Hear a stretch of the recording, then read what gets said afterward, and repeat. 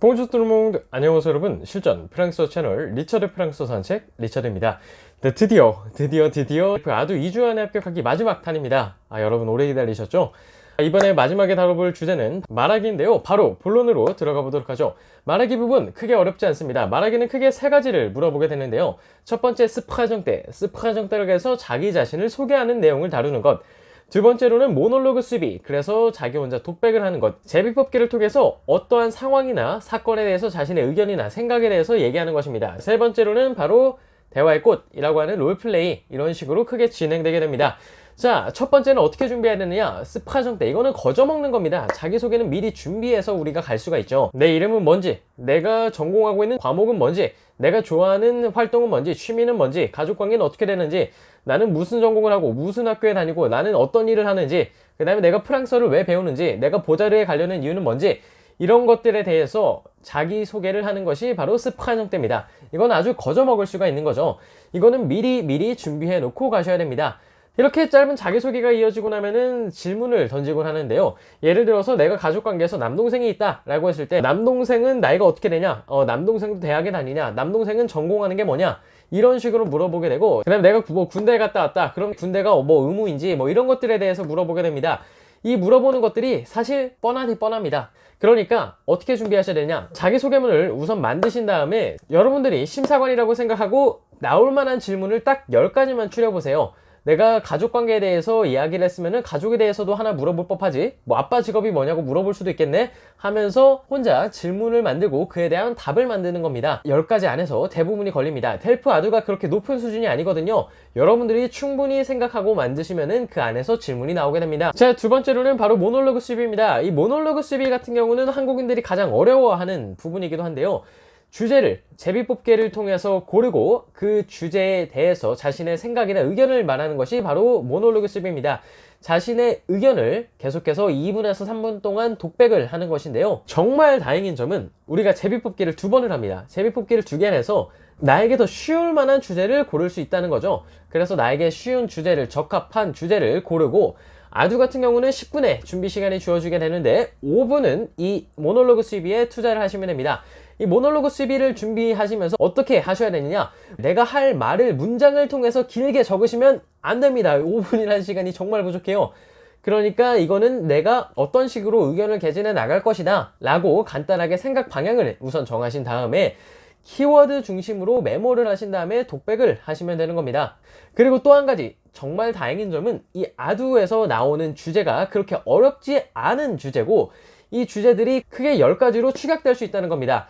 돈에 관한 것, 친구에 관한 것, 그 다음에 로즈몽, 주거에 관한 것, 그 다음에 취미, 직업, 이런 것들에 한정이 되어 있습니다. 대부분의 주제들이 여기에 한정되기 때문에 준비할 수가 있는 겁니다. 굳이 학원이나 말하기, 특강 이런 거를 듣지 않아도 아주 시중에 나와 있는 그냥 시원스쿨이나 델프, 넥서스 델프 아두 문제집만 보셔도 여러분들이 충분히 준비하실 수가 있습니다.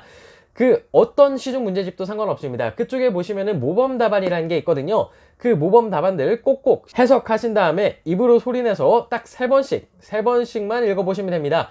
3번씩 10개 주제면은 30번만 읽으시면 되죠.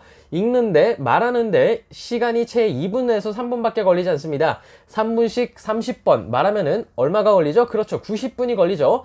여러분들 딱 90분만 투자하셔도 말하기 모놀로그 수비 충분히 준비하실 수가 있습니다. 다시 한번 말하지만 우리의 목적이 뭐죠? 그렇죠, 아두 만점이 아니라 2주 안에 델프 아두 합격하기죠. 이 정도면 충분합니다. 자, 마지막으로 넘어가서, 마지막은 대화의 꽃인 롤플레이입니다. 롤플레이도 굉장히 쉽게 준비하실 수가 있는데요.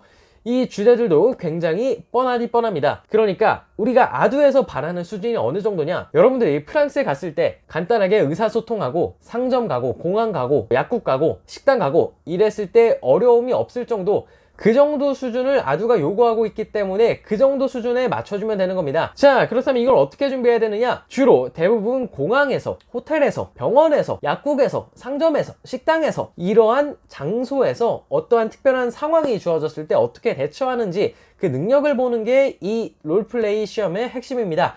자, 이건 어떻게 준비해야 되죠? 그렇죠, 우리에겐 회화 프랑스어, 여행 프랑스어 라는 아주 좋은 책들이 시중에 깔렸습니다. 요즘은 유튜브만 검색해봐도 프랑스어 회화 이렇게 검색하면은 장소별로 나와 있는 것들이 굉장히 많이 있죠. 책을 보셔도 좋고 유튜브를 보셔도 좋습니다. 공항에서 실제로 사용할 법한 회화 표현들, 그 다음에 약국에서 실제로 사용할 법한 회화 표현들, 상점에서, 옷가게에서, 식당에서 사용할 법한 회화 표현들을 주르르륵 깔끔하게 그냥 먹기 쉽게 정리가 잘 되어 있죠. 이 여행 프랑스어 각 장소별로 자주 사용되는 표현 10가지씩만 준비하시면 됩니다. 10가지씩 10가지 상황, 100가지 문장이죠. 딱 100가지 문장만 입으로 소리내서 5번씩만 읽어보시면 됩니다. 이거 한번 읽어보는데, 한 문장 읽어보는데 채 10초 정도밖에 안 걸리거든요. 이 100가지 문장 10초씩 투자하시면 충분합니다. 여기서 간단하게 팁을 드리자면은 이 대화의 핵심은 티키타카입니다. 핑퐁이 돼야 되는 거죠. 내가 핑 하고 쳤으면 상대가 퐁 하고 이렇게 받아야 되는 거예요. 내가 점수를 조금이라도 더 잘 받으려고 긴 문장을 만들고 문장을 복잡하게 길게 만들 필요가 전혀 없습니다.